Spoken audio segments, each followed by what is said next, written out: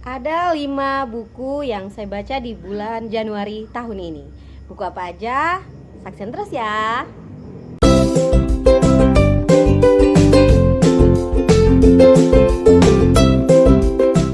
Hai semuanya, apa kabar? Semoga tetap sehat dan juga bahagia ya. Nah, di hari Jumat ini ketemu lagi dalam segmen Ami mengulas buku. Dan hari ini saya akan mengumumkan bacaan-bacaan saya di bulan Januari ini. Ada 5 buku. Yang pertama ada The Danish Way of Parenting, dan di sini buku ini pernah saya ulas di 2 pekan lalu.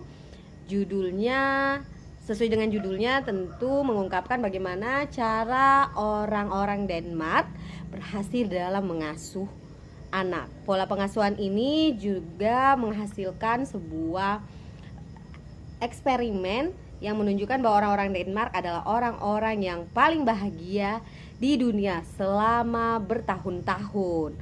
Nah, tentunya setelah usut punya usut, teliti punya teliti, ternyata hasilnya menunjukkan bahwa itu dimulai dari keluarga, yaitu pola pengasuhan. Nah, dalam buku tersebut mengungkap seperti apa sih pola pengasuhan orang Denmark.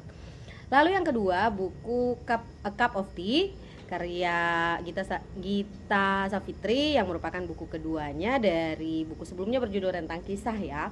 Buku ini bercerita tentang pengalaman dan perjalanan seorang Gita, tapi di buku ini lebih diterangkan lagi hal-hal terkait cyberbullying, lalu kemudian pengalaman dan perjalanannya ketika dia banyak mendengar orang, lalu kemudian refleksi sebelum dan setelah pernikahan, dan masih banyak lagi.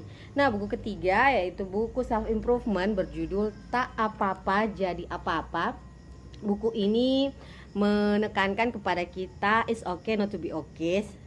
Kita hanya perlu memaafkan diri, lalu kemudian merangkul diri kita sendiri, lalu menyusun strategi untuk menjadi sukses versi kita, tidak terglorifikasi oleh kesuksesan yang banyak diberikan oleh orang-orang, tidak berada dalam tekanan orang-orang. Seperti apa di sini diungkapkan dalam bentuk banyak contoh, khususnya dari para penulis sendiri, dan dituliskan dengan cara seperti sang penulis ngomong langsung ke kita, dan ini sangat menarik. Lalu kemudian buku berjudul Kreativitas Anak Kreatif. Nah, buku ini ditulis oleh 3 orang sesuai dengan judulnya, bagaimana membuat seorang anak kreatif.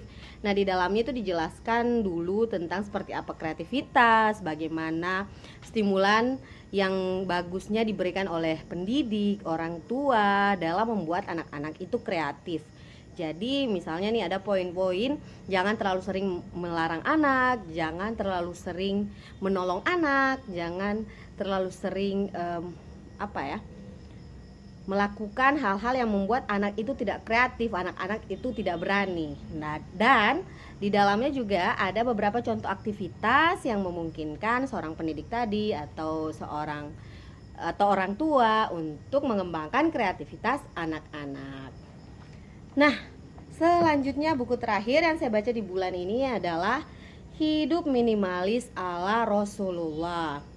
Dan saya sangat merekomendasikan buku ini. Terlalu sering kita mendengarkan tentunya ceramah-ceramah di masjid ya, tentang bagaimana kesederhanaan Rasulullah. Tapi di sini banyak sekali contoh-contoh detail yang diterangkan, misalnya bagaimana tempat tidur Rasulullah, bagaimana sederhananya pakaian Rasulullah, yang tentu karena Rasulullah ya bisa mendapatkan yang lebih, bahkan hadiah dari para raja-raja pada saat itu, tapi karena kesederhanaan beliau yang tentu menjadi panutan buat kita, contoh buat kita, kesederhanaan paling utama. Contoh lagi misalnya bagaimana Rasulullah makan, bagaimana hal-hal yang detail dalam kehidupan sehari-hari Rasulullah digambarkan dalam buku ini. Oke, itu aja, semoga bermanfaat.